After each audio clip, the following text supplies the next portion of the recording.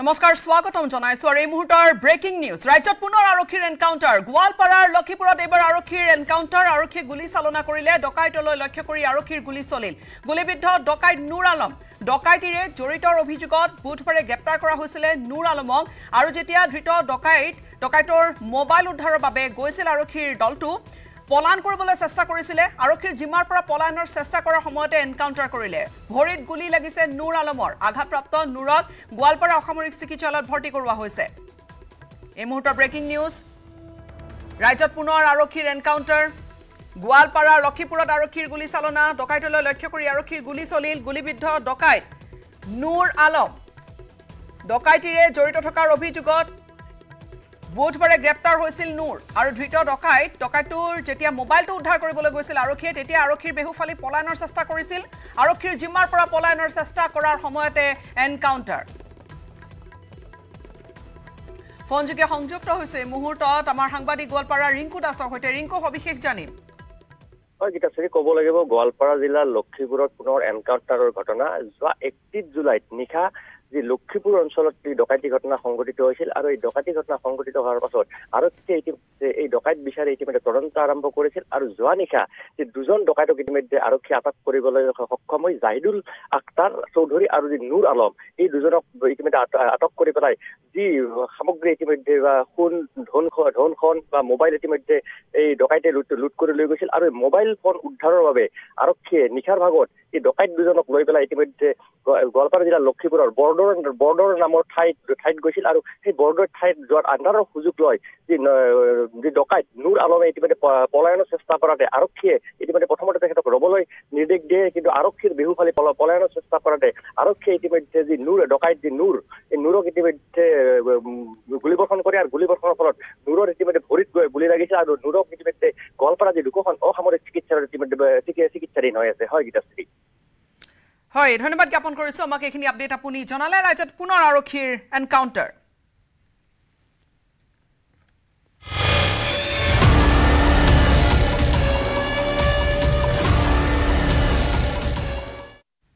আৰু ভাৰত বাংলা সীমান্তত এতিয়া অভাৱনীয় পৰিস্থিতি যি ধৰণৰ এটা অগ্নিগৰ্ভ পৰিস্থিতিৰ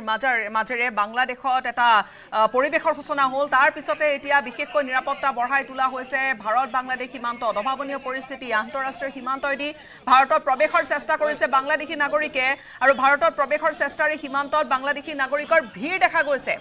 উত্তৰ বংগকে ধৰি ভাৰত বাংলা সীমান্তৰ কেইবাটাও স্থানত বাংলাদেশীৰ ভিৰ আৰু যথেষ্ট ভিৰ সামাজিক অস্থিৰতাৰ পিছতে একাংশ নাগৰিকে এৰিছে বাংলাদেশ তেওঁলোক ভাৰতলৈ সোমাবলৈ বিচাৰিছে জীৱনৰ নিৰাপত্তা বিচাৰি ভাৰতত প্ৰৱেশৰ চেষ্টা কৰিছে সহস্ৰাধিক বাংলাদেশী নাগৰিকে পশ্চিম বংগৰ জলপাইগুৰি জিলাৰ বেৰুবাৰী পঞ্চায়তৰ ধৰধৰা গাঁৱত ভাৰত বাংলা সীমান্তত প্ৰৱেশ কৰিছে ইতিমধ্যে শ বাংলাদেশী আমি দৃশ্যতাৰী কিছু দেখুৱাইছো প্ৰাণৰ মমতা দেশ এৰি পলায়ন কৰিছে শতাধিক হিন্দু মুছলমানে এৰিছে বাংলাদেশ আৰু সীমান্তইদি ভাৰত প্ৰৱেশ কৰিবলৈ খোজা বাংলাদেশী দলটোত হাসিনা চৰকাৰৰ মন্ত্ৰী সাংসদ থকাৰো আনকি সম্ভাৱনা আছে বাংলাদেশৰ পঞ্চগড় জিলাখনৰ বানিয়াপাৰা চুনাখুটি লাহিৰিপাৰাকে ধৰি 5খন গাঁৱৰ লোকে ঘৰ দুৱাৰ এৰি পলায়ন কৰিছে আৰু বাংলাদেশী অনুপ্ৰৱেশকাৰীক বাধা দিয়াৰ চেষ্টা কৰিছে বিএছএফে হস্তম হৈ আছে বিএছএফ সীমান্তত কিন্তু তাৰ মাজত দেখা গৈছে সীমাৰ সিপাৰে যথেষ্ট সংখ্যক লোকৰ ভিৰ আৰু ভাৰত বাংলা সীমান্তৰ পাৰ কৰি তেওঁলোকে ভাৰতত প্ৰৱেশৰ চেষ্টা কৰিছে প্ৰাণৰ সংকট ভুগিছে চুবুৰীয়া দেশখনত সেই দেশখনৰ নাগৰিকে আৰু তাৰ পিছত বাংলাদেশী নাগৰিকে ভাৰতত প্ৰৱেশলৈ চেষ্টা কৰি আছে ইয়াৰ মাজতে কিছু উদ্বিগ্নতাৰ পৰিৱেশ এই মুহূৰ্তত কি বলবো আর ভাই দুঃখের কথা বাংলাদেশে থাকা যাবে না বাংলাদেশের মানুষ যে খারাপ ঘর বাড়ি বউ বাচ্চা মানে শান্তি নাই জমি বাড়িতে জমি ধান লাগাইছি এগুলো সমস্যা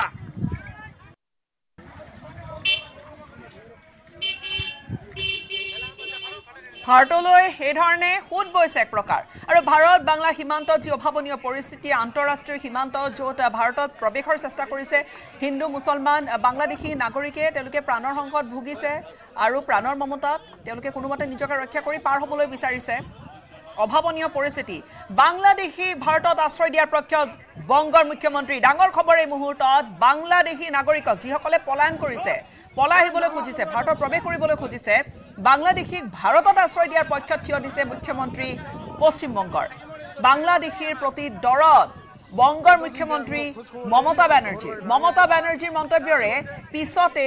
ভাৰতলৈ এই বাংলাদেশীৰ সুদ বৈছে আৰু বাংলাদেশৰ যি অস্থিৰ পৰিস্থিতি কিছুদিন ধৰি এটা তেনেকুৱা অগ্নিগৰ্ভ পৰিস্থিতি আৰু বাংলাদেশৰ পৰিস্থিতিক লৈ কিছুদিন পূৰ্বে কি কৈছিল বংগৰ মুখ্যমন্ত্ৰী মমতা বেনাৰ্জীয়ে এই মুহূৰ্তত সেইখিনি আপোনালোকক শুনাই ল'বলৈ বিচাৰি বাংলাদেশে নিয়ে যদি আপনাদের কোনো পরিবার থাকে পরিজন থাকে যদি কোনো সহযোগিতার দরকার হয় আমি বাংলাদেশ নিয়ে কোনো কথা বলতে পারি না যা বলার ইন্ডিয়া গভর্নমেন্ট বলবে অসহায় মানুষ যদি বাংলায় দরজা খটখটানি করে আমরা তাদের আশ্রয় নিশ্চয়ই দেব এটা ইউনাইটেড নেশনসের একটা রেজুলেশন আছে বাংলাদেশ নিয়ে আমরা যেন কোনো প্ররোচনাতে না যাই আমরা যেন কোনো উত্তেজনাতে না যাই আমাদের সহমর্মিতা আমাদের দুঃখ সে যারই রক্ত ঝরুক তাদের জন্য আছে আমরা দুঃখী আমরাও খবর রাখছি হ্যাঁ আসলে মন্তব্য যে কিছুদিন পূৰ্বৰ মন্তব্য মমতা বেনাৰ্জীৰ আৰু বাংলাদেশৰ শেহতীয়া পৰিস্থিতি আমি বহুকেইখন ছবি আপোনালোকক দেখুৱাইছো উদ্বিগ্নতাৰ পৰিস্থিতি বাংলাদেশৰ শেহতীয়া পৰিস্থিতিক লৈ উদ্বিগ্ন হৈ পৰিছে অসমৰ মুখ্যমন্ত্ৰী সীমান্তৰে যাতে এজনো বাংলাদেশী অসমত প্ৰৱেশ কৰিব নোৱাৰে তাৰ বাবে অধিক তৎপৰ হৈ পৰিছে ৰাজ্য চৰকাৰ অসমৰ ভাৰত বাংলা সীমান্তত সুৰক্ষিত কৰি ৰখাৰ বাবে সীমান্তত আৰক্ষী আৰু বিএছএফে পহৰা দি আছে বুলি জনাইছে মুখ্যমন্ত্ৰী ডক্টৰ হিমন্ত বিশ্ব শৰ্মাই বাংলাদেশৰ ঘটনাই মনটোক ব্যথিত কৰি ৰাখিছে তথাপিতো আশা কৰিম প্ৰতিটো কথাই যাতে মিছা হয় প্ৰতিটো কথাই যাতে অসত্য হয় বাংলাদেশত শান্তি অহাৰ পিছত আমি সকলোৱে যাতে শুনো যে এই গোটেই সোশ্যাল মিডিয়াৰ ভিডিঅ'বিলাক ভুল আছিল এনেকুৱা কোনো অপৰাধ সংগঠিতই হোৱা নাছিল সঁচাকৈয়ে মনটোত এক অদ্ভুত আনন্দ লাভ কৰিম আৰু যদি আমি তেনেদৰে নুশুনো বাংলাদেশৰ হিন্দু সমাজৰ লগতে অসম পশ্চিম বংগ আৰু ঝাৰখণ্ডৰ দৰে ৰাজ্যসমূহৰ হিন্দু সমাজেও অনাগত ভৱিষ্যতক লৈ সদায় উদ্বিগ্ন হৈ থাকিব আপোনালোকেও বাংলাদেশত নিৰ্যাতিতসকল যিয়েই ধৰ্ম নহওক কিয় নিৰ্যাতিতসকলৰ বাবে আজি প্ৰাৰ্থনা কৰিব সীমা আমি সুৰক্ষিত ৰাখিম সীমাৰ ভিতৰলৈ আমি কাকোৱে আহিব নিদিওঁ কাৰণ সি মোৰ সাংবিধানিক দায়িত্ব সি ভাৰত চৰকাৰৰ সাংবিধানিক দায়িত্ব সেই দায়িত্ব আমি পালন কৰিম মুখ্যমন্ত্ৰীয়ে স্পষ্টকৈ কৈছে গোটেই কথাখিনি আৰু সীমান্তত এতিয়া যথেষ্ট পহৰা বাঢ়িছে কৰিমগঞ্জৰ ভাৰত বাংলা সীমান্তত হাই এলাৰ্ট জাৰি কৰা হৈছে অঞ্চলটোত বৃদ্ধি কৰা হৈছে বিএছএফৰ নিৰাপত্তা বেষ্টনী সীমান্তৱৰ্তী নাগৰিকৰ সুৰক্ষা নিশ্চিতৰ বাবে ষষ্ঠম বিএছএফ সুতাৰকান্দি সীমান্তত স্থগিত ৰখা হৈছে দুই দেশৰ বাণিজ্য সীমান্তইদি অনুপ্ৰৱেশ ৰোধৰ বাবে অধিক তৎপৰ বিএছএফ মোতায়েন কৰা হৈছে অধিক বিএছএফৰ জোৱান দুয়োখন দেশৰ সীমান্তৰ পৰিস্থিতি স্বাভাৱিক বুলি অৱশ্যে এই মুহূৰ্তত জনাইছে বিএছএফে স্থানীয় ৰাইজেও নিশ্চিত কৰিছে তেওঁলোকৰ সুৰক্ষাৰ কথা उधर सिचुएशन अच्छा नहीं है इसलिए तो हम आज आ गए क्या हो रहा है वहाँ पे उधर मंदिर भी थोड़ा हिंदू गौर का भी लूटपाट हो रहा है और जो आवामी लीग करता है हिंदू लोग उसका भी गौर छूट दिया ये लोग तो इंडिया का आने का लिए सोच रहा है लेकिन कैसे आएगा इंडिया गवर्नमेंट खुश करेगा ये लोग का लिए तो ना आएगा हम लोग का प्रयास जारी है क्या हाँ प्रयास जारी है इंडिया में आने का लिए लेकिन किसका साथ जोगाजोग करेगा बात करेगा उधर तो मार देगा ना ये लोग को तो अभी क्या उन लोगों का घर में बंदी है क्या सर ज्यादा नहीं निकलता है बाजार में सिचुएशन क्या है अभी कोई आर्मी लोग या पुलिस नहीं कुछ नहीं है कोई पुलिस तो नहीं है थाना उना सब जला दिया बियानी बाजार में भी ये एरिया तो बियानी बाजार का है थाना उना कल रात को जला दिया और आर्मी उर्मी नहीं है अभी तक সম্পূৰ্ণ এটা অৰাজকতাৰ পৰিস্থিতি বৰ্তমান বাংলাদেশত আৰু চুবুৰীয়া ৰাষ্ট্ৰখনৰ এই পৰিস্থিতিক লৈ কিন্তু ভাৰতত শংকা বাঢ়িছে ব্যক্তিগৰাকীয়ে কিছু কথা জনাইছে ইতিমধ্যে আৰু এই বিষয়ে এটা ৰিপৰ্ট আগবঢ়াইছো বিশেষ প্ৰতিবেদন আমাৰ কৰিমগঞ্জৰ সাংবাদিক গৰিশ নন্দীৰ হয় আসলতে ভারত বাংলাদেশের সীমান্তত কিন্তু সর্বত্র কিন্তু যে কটকটীয়া নিরাপত্তা ব্যবস্থা করা হয়েছে আর যদি দেখা যায় যে সমগ্র দেশত যেতিয়া বাংলাদেশের পরিস্থিতি এটা আতঙ্কৰ পৰিবেশ আছে সেই সময়ত সমগ্ৰ দেশৰ যিসমূহ ভাৰত বাংলাদেশৰ সীমান্ত আছে এই সীমান্তৰ লগতে সংগতি ৰাখি কিন্তু কৰিমগঞ্জ জিলাৰ যিসমূহ ভাৰত বাংলাদেশ সীমান্ত আছে সকলো ঠাইত কিন্তু যেন BSFৰ শক্তি অধিক বৃদ্ধি কৰা হৈছে আৰু কঠোৰ দৃষ্টি ৰখা হৈ আছে যাতে কোনো অসুবিধা নহয়। যদিও এতিয়ালৈকে কিন্তু এই মুহূৰ্তলৈকে কিন্তু ভাৰত বাংলাদেশৰ যে সীমান্ত আছে কৰিমগঞ্জ জিলাত কোনো ধৰণৰ অপ্ৰীতিকৰ কোনো পৰিস্থিতিৰ সৃষ্টি হোৱাও নাই বা অস্বাভাৱিক ভাৱত কিন্তু যেন সীমা সুৰক্ষা বাহিনীয়ে কোনো ধৰণৰ পদক্ষেপ লৈ আছে এনেদৰে কিন্তু একো পৰিলক্ষিত হোৱা নাই। যেহেতু এইখিনি অঞ্চল যে কৰিমগঞ্জৰ ফালৰ যে অঞ্চল ইয়াতে কিন্তু কোনো ধৰণৰ কোনো তৎপৰতাও দেখিবলৈ পোৱা নাই। যদিও এয়া বাংলাদেশৰ অভ্যন্তৰীণ বিষয় কিন্তু শংকিত হৈ আছে ভাৰত যেহেতু সীমান্ত লগোৱা অঞ্চল। যদি কোৱা যায় যেন বৰাক উপত্যকাত কাছাৰ আৰু কৰিমগঞ্জ জিলা মিলি প্ৰায় 128 কিলোমিটাৰ দীঘলীয়া ভাৰত বাংলাদেশৰ সৈতে সীমান্ত আছে আৰু কেৱল কৰিমগঞ্জ জিলাতে আছে 104 কিলোমিটাৰ সীমান্ত। গতিকে এই সীমান্ত বিলাকত কিন্তু তীক্ষ্ণ নজৰ ৰাখিছে আৰু যে নিৰাপত্তা ব্যৱস্থা কটকটীয়া কৰি তুলিছে আৰু শক্তিও বৃদ্ধি কৰিছে BSFে। যেহেতু সীমান্ত জিলা যিখিনি সাজু থাকিব লাগে গতিকে ইয়ালৈ কিন্তু সাজু আছে আৰু যদি যিকোনো অপ্ৰীতিকৰ পৰিস্থিতি যদি সংগঠিত হয় তেতিয়া কিন্তু যে পদক্ষেপ ল'ব লাগে ইয়াৰ বাবে কিন্তু সাজু আছে। কিন্তু যদি কোৱা যায় যেন এই মুহূৰ্তত কিন্তু কোনো ধৰণৰ সম্পূৰ্ণৰূপে যে সীমা ক'ব লাগিব যেন সম্পূৰ্ণৰূপে স্বাভাৱিক যেনেদৰে থাকিব লাগে স্বাভাৱিক হৈ আছে কিন্তু নিৰাপত্তা ব্যৱস্থা কিন্তু অধিক চোকা দৃষ্টি থকা হৈ আছে নিৰাপত্তা ব্যৱস্থাৰ ক্ষেত্ৰত। আৰু কেৱল BSF নহয় যিটো ছেকেণ্ড লাইন ডিফেন্স আছে ছেকেণ্ড লাইন ডিফেন্স আচলতে অসম আৰক্ষীৰ অধীনত আছে। ফাৰ্ষ্ট লাইন ডিফেন্স হৈছে সীমা সুৰক্ষা বাহিনী তাৰ পাছতে ছেকেণ্ড লাইন ডিফেন্সো কিন্তু যথেষ্ট সতৰ্ক কৰি ৰখা আছে। আৰু ইতিমধ্যে যদি দেখা যায় কৰিমগঞ্জত কিন্তু যি দক্ষিণ অসম প্ৰান্তৰ যি DIG তেওঁ আহি বিভিন্ন গাঁও পৰিদৰ্শন কৰি সকলো বুজ লৈ গৈছে। এতিয়ালৈকে কিন্তু কোনো ধৰণৰ কোনো অশান্তি কিন্তু ইয়াতে সৃষ্টি হোৱা নাই আৰু যেন তীক্ষ্ণ দৃষ্টি ৰাখিছে বুলি ক'ব লাগিব।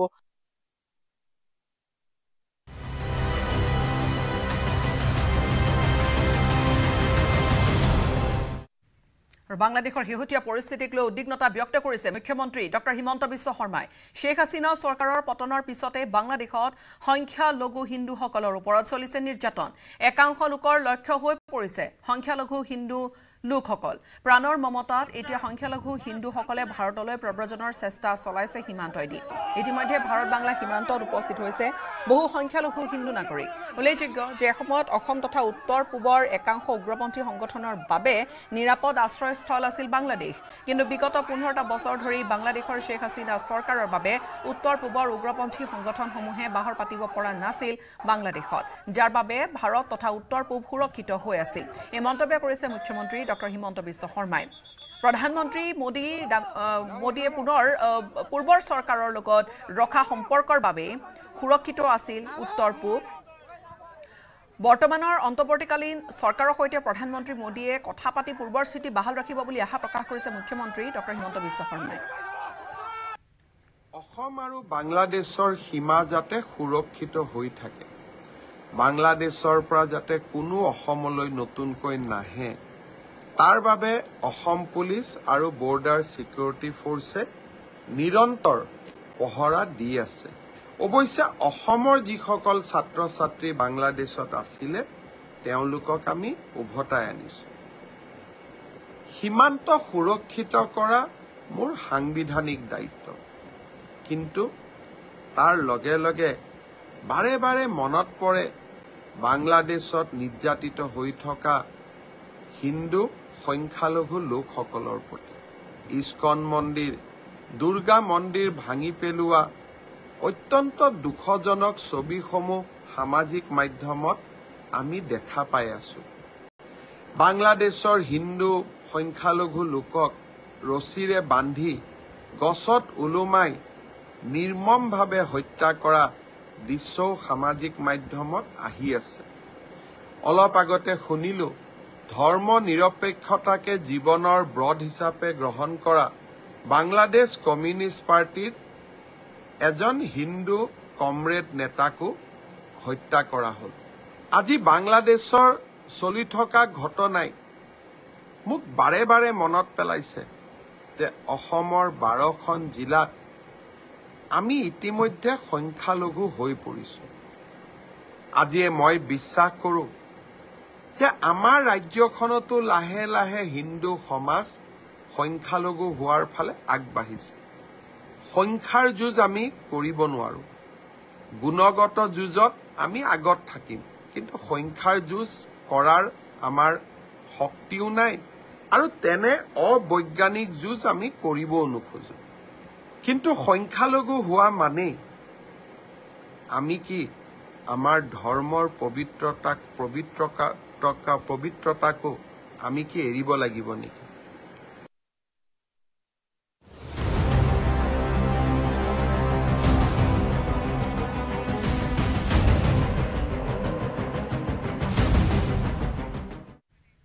আজি গঠন হ'ব বাংলাদেশৰ অন্তৰ্বৰ্তীকালীন চৰকাৰখন প্ৰধান উপদেষ্টা হিচাপে শপত ল'ব মোহাম্মদ ইউনুছে সংবাদমেলযোগে জনালে বাংলাদেশৰ সেনা প্ৰধান ৱাকাৰুজ্জামানে আজি দুপৰীয়া পেৰিছৰ পৰা বাংলাদেশলৈ উভতিব শান্তিৰ নোবেল বিজয়ী তথা বিশিষ্ট অৰ্থনীতিবিদ মোহাম্মদ ইউনুছ মোহাম্মদ ইউনুছৰ নেতৃত্বতে গঠন হ'ব অন্তৰ্বৰ্তীকালীন চৰকাৰ আজি নিশা 8 বজাত অন্তৰ্বৰ্তীকালীন চৰকাৰৰ প্ৰধান হিচাপে তেওঁ শপত ল'ব মোহাম্মদ ইউনুছে দায়িত্ব লোৱাৰ পিছতে বাংলাদেশৰ ৰাজনৈতিক পৰিস্থিতি ভাল হোৱাৰ কিছু আশা প্ৰকাশ কৰিছে সাধাৰণ জনতা বা ছাত্ৰ লীগে অন্তৰ্বৰ্তীকালীন চৰকাৰৰ শপত গ্ৰহণ অনুষ্ঠানত উপস্থিত থাকিব 400ৰো অধিক লোক প্ৰথম অৱস্থাত অন্তৰ্বৰ্তীকালীন চৰকাৰত 15 গৰাকী সদস্য থকাৰ কথা প্ৰকাশ কৰিছে সেনা প্ৰধানে মূলত ছাত্ৰ লীগৰ ৰূপৰেখা অনুসৰি আগবাঢ়িছে বাংলাদেশৰ অন্তৰ্বৰ্তীকালীন চৰকাৰ গঠনৰ গোটেই প্ৰক্ৰিয়াটো বাংলাদেশৰ গ্ৰাম্য অৰ্থনীতিক অন্য দিশলৈ লৈ যাবলৈ সক্ষম হোৱা বাবেই নোবেল বঁটা প্ৰদান কৰা হৈছিল মোহাম্মদ ইউনুছক আৰু মোহাম্মদ ইউনুছৰ নাম অন্তৰ্বৰ্তীকালীন চৰকাৰৰ বাবে ছাত্ৰ লীগে প্ৰস্তাৱ কৰিছিল ইফালে আমেৰিকাই নতুনকৈ শপত ল'বলগীয়া বাংলাদেশৰ অন্তৰ্বৰ্তীকালীন চৰকাৰখনক গণতান্ত্ৰিক পন্থাৰে আগবাঢ়িবলৈ আহ্বান জনাইছে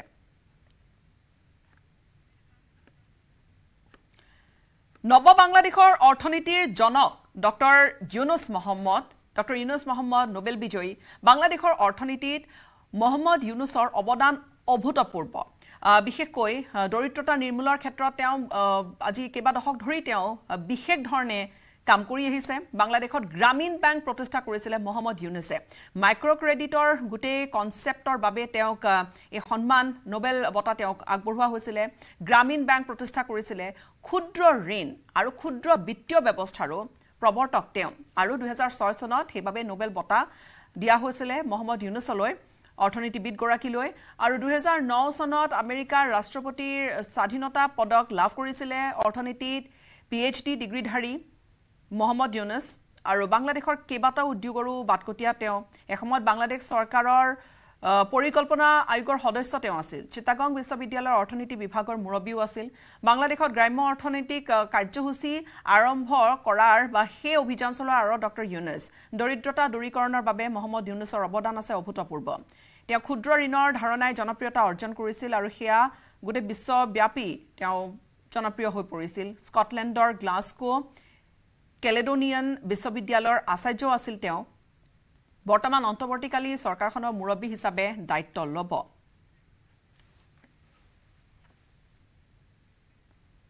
খবৰধাৰা অব্যাহত ৰাখিম সময়খিনিতে এটা বিৰতিৰ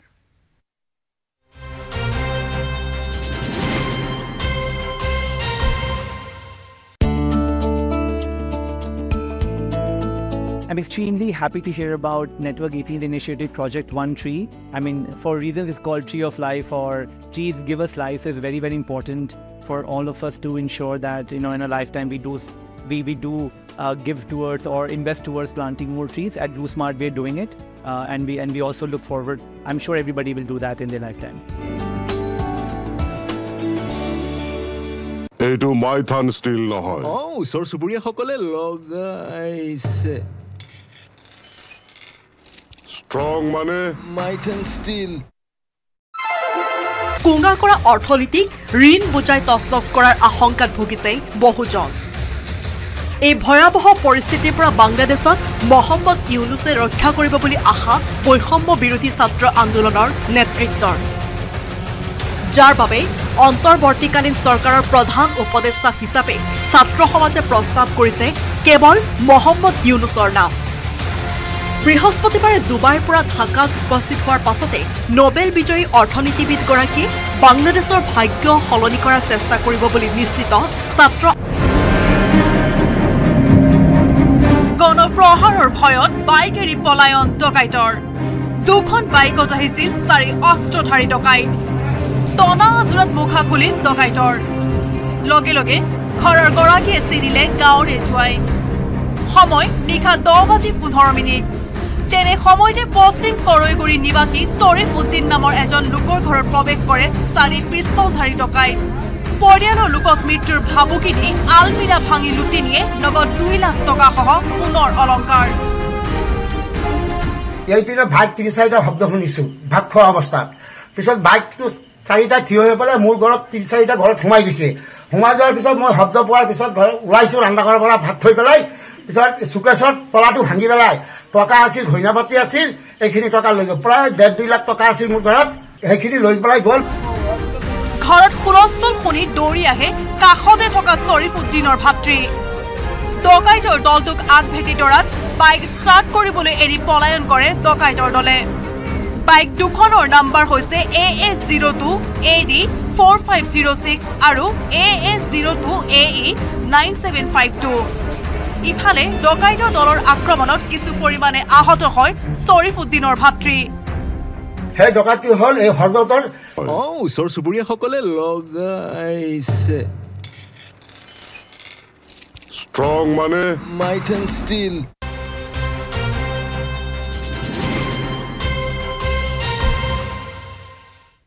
কলিয়াবৰত অব্যাহত আছে ঢেকিয়াপতীয়া বাঘৰ আতংক দীৰ্ঘদিন ধৰি কামাখ্যা সংৰক্ষিত বনাঞ্চলৰ কাষৰ অঞ্চলসমূহত বিচৰণ কৰি আছে পোৱালিসহ 3টা নাহৰফুটুকী বাঘে সোণাৰী গাঁৱৰ পথাৰৰ সমীপতে থকা হাবিত 2টাকৈ বাঘ ৰাইজে দেখিছে আৰু এতিয়া আতংক চাৰিওফালে ইতিমধ্যে কেইবাটাও পশুধন নিধন কৰিছে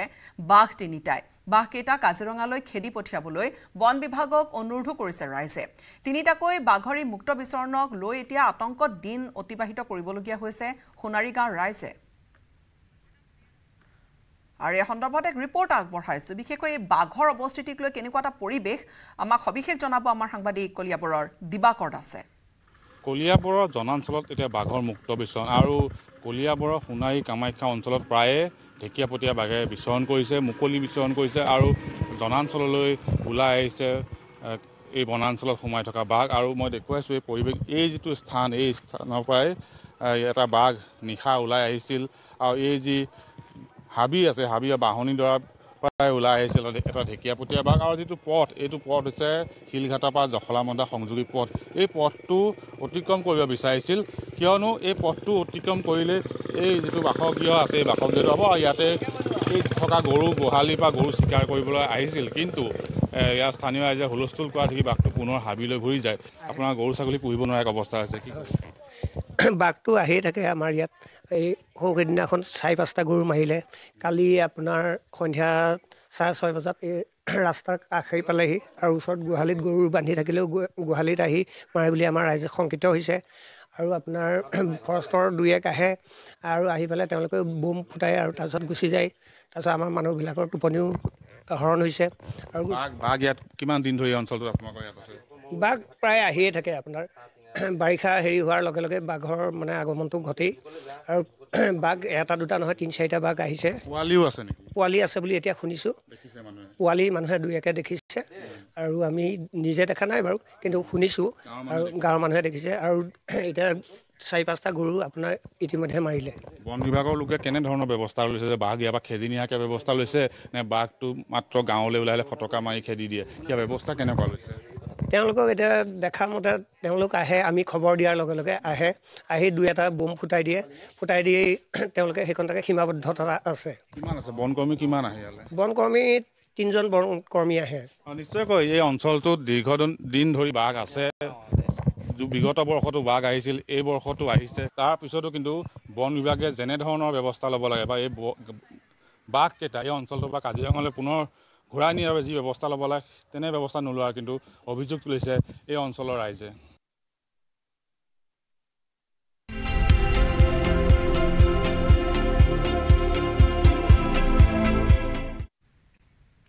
ছাত্ৰীৰ সবলীকৰণৰ বাবে আজি আনুষ্ঠানিকভাৱে নিযুত মইনা আঁচনিখন আৰম্ভণি কৰা হ'ব। নিযুত মইনা আঁচনিৰ জৰিয়তে ৰাজ্যৰ লাখ লাখ ছাত্ৰীয়ে লাভ কৰিব বিশেষ সুবিধা। মুখ্যমন্ত্ৰীয়ে ঘোষণা কৰা অনুসৰি উচ্চ শিক্ষাত কন্যা শিক্ষাৰ্থীৰ নামভৰ্তি বৃদ্ধি কৰাৰ উদ্দেশ্যৰে আৰু ৰাজ্যৰ অধিক সংখ্যক ছাত্ৰীৰ বাবে উচ্চ শিক্ষা লাভৰ বাট প্ৰশস্ত কৰাৰ নিযুত মইনা আঁচনিৰ হৈছে প্ৰথম লক্ষ্যটি। লগতে বাল্য বিবাহ ৰোধৰ ক্ষেত্ৰতো এই আঁচনিখনে অৰিহণা যোগাব বুলি মুখ্যমন্ত্ৰীয়ে কৈছে। আৰু এই আঁচনি ধনী দুখীয়া নিৰ্বিশেষে সকলো পৰিয়ালৰ কন্যাৰ বাবে উপলব্ধ হ'ব। একাদশ শ্ৰেণীত নামভৰ্তি কৰা প্ৰতিগৰাকী যোগ্য ছাত্ৰীৰ বাবে মাহিলী 1000 টকাকৈ সৰ্বাধিক 10 মাহলৈ বছৰত মুঠ 10,000 টকা প্ৰদান কৰিব। স্নাতক প্ৰথম বৰ্ষত নামভৰ্তি কৰা প্ৰতিগৰাকী যোগ্য ছাত্ৰীৰ বাবে মাহিলী 1250 টকা সৰ্বাধিক 10 মাহলৈ অৰ্থাৎ বছৰেকত 12,500 টকা দিয়াৰ কথা ঘোষণা হৈছে। আৰু স্নাতকোত্তৰ প্ৰথম বৰ্ষত নামভৰ্তি কৰা প্ৰতিগৰাকী যোগ্য ছাত্ৰীৰ বাবে মাহিলী 2500 টকাকৈ 10 মাহলৈ সৰ্বাধিক 10 মাহলৈ বছৰত মুঠ অৰ্থাৎ 25,000 টকা দিয়াৰ কথা ঘোষণা কৰিছে। এই আঁচনি লাভ কৰিবলৈ অসমত বাস কৰা সকলো কন্যা শিক্ষাৰ্থীয়ে যোগ্য হ'ব। বিবাহিতা ছাত্ৰী আৰু চাকৰিয়াল BEd শিক্ষাৰ্থীসকল অৱশ্যে আঁচনিৰ সুবিধাৰ পৰা তেওঁলোকে এই আঁচনিখনৰ সুবিধা লাভ নকৰিব। মন্ত্ৰী সাংসদ বিধায়কৰ কন্যা এই আঁচনিৰ বাবে যোগ্য নহ'ব। লগতে বাণীকান্ত কাকতি বঁটাৰ অধীনত স্কুটাৰ লাভ কৰা ছাত্ৰীসকল এই আঁচনিৰ বাবে অৱশ্যে যোগ্য বিবেচিত নহয়। নিযুত মইনা আঁচনি আৰম্ভ কৰিম। নিযুত মইনা মানে কি? অৰ্থাৎ 10 লাখ মইনাক আমি এই আঁচনিখন দিম। এই বছৰ প্ৰায় 3 লাখ, অহা বছৰ 3 লাখ, তাৰ পিছৰ বছৰ 3 লাখ। 10 লাখ ছোৱালীক বা আমাৰ ভাগিনীক আমি এই আঁচনি দিম। তাৰ পিছত এই আঁচনিখনৰ প্ৰভাৱ আমি বিশ্লেষণ কৰিম। এই আঁচনিখনত কি পাব? উচ্চতৰ মাধ্যমিক নাম যিসকলে প্ৰথম বৰ্ষত নামভৰ্তি কৰিছে তেওঁলোকে চৰকাৰৰ পৰা 1000 টকা পাব। উচ্চতৰ মাধ্যমিক দ্বিতীয় বৰ্ষলৈ যেতিয়া উন্নত হ'ব তেতিয়াও পাব। আৰু অহাবাৰ প্ৰথম বৰ্ষত যিসকলে নামভৰ্তি কৰিব তেওঁলোকেও পাব। হায়াৰ ছেকেণ্ডাৰী পাছ কৰি যিসকলে ডিগ্ৰীত নামভৰ্তি কৰিলে তেওঁলোকে 1250 টকা পাব। ছোৱালীসকলে পাব। বিয়া হলে কিন্তু নাপাব। বিয়া নোহোৱা থাকালৈকে পাব। বিয়া হৈ গলেতো আঁচনিখনৰ অৰ্থই নাথাকিব। বাল্য বিবাহটো হৈয়ে গ'ল। কিন্তু বাল্য বিবাহ যাতে হ'ব নালাগে, ছোৱালীজনী যাতে ঘৰৰ অৰ্থনৈতিকভাৱে বোজা হ'ব নালাগে, তাৰ বাবে আমি 1250 টকা প্ৰতি মাহত দিম 10 মাহৰ বাবে। 2 মাহ গৰম বন্ধ থাকে। আৰু বিশ্ববিদ্যালয়ত যদি পঢ়ে 2500 টকা দিম প্ৰত্যেক মাহত। অৱশ্যে বিশ্ববিদ্যালয়ৰ ছাত্ৰীগৰাকী বিবাহিত হলেও আমাৰ সমস্যা নাথাকে। মই অসমৰ প্ৰথম বৰ্ষত নামভৰ্তি কৰা সমূহ ভাগিনী কন্যা সন্তানসকলক নিযুত মইনাৰ ফৰ্মখন সোনকালে পূৰণ কৰি দিবলৈ আহ্বান জনাম। 10 অক্টোবৰৰ দিনা প্ৰথম কিস্তি পঠাবৰ বাবে মই মনত ভাবি আছো। যদিহে আপোনালোকৰ পৰা ভাগিনীহঁতৰ পৰা সহায় আৰু সহযোগিতা পাওঁ। কলেজৰ অধ্যক্ষসকলেও সহযোগিতা কৰিব লাগিব। ঢিঙৰ কান্ধুলিমাৰীত আকৌ বাঘৰ আতংক চলিছে। পুৱাই ৰাইজে পথাৰত দেখিলে বাঘ আৰু বাঘৰ খোজ দেখিছে। অৰ্থাৎ ঢিং এক্সপ্ৰেছ সীমা দাসৰ ঘৰৰ কাষতে বাঘৰ আতংক। পথাৰত বাঘৰ খোজ প্ৰত্যক্ষ কৰাৰ পিছতে আতংকত এতিয়া সময় পাৰ কৰিছে ৰাইজে। বাঘটো অতি শীঘ্ৰে পিঞ্জৰাবদ্ধ কৰিবলৈ বন বিভাগক আহ্বান কান্ধুলিমাৰীবাসী ৰাইজৰ।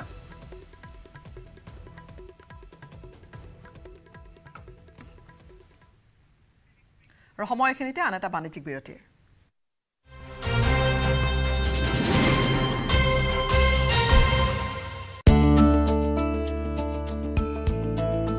I'm extremely happy to hear about Network 18 initiative Project One Tree. I mean, for reasons it's called Tree of Life, or trees give us life, is very, very important for all of us to ensure that, you know, in a lifetime we do give towards or invest towards planting more trees. At DoSmart, we're doing it, and we also look forward. I'm sure everybody will do that in their lifetime.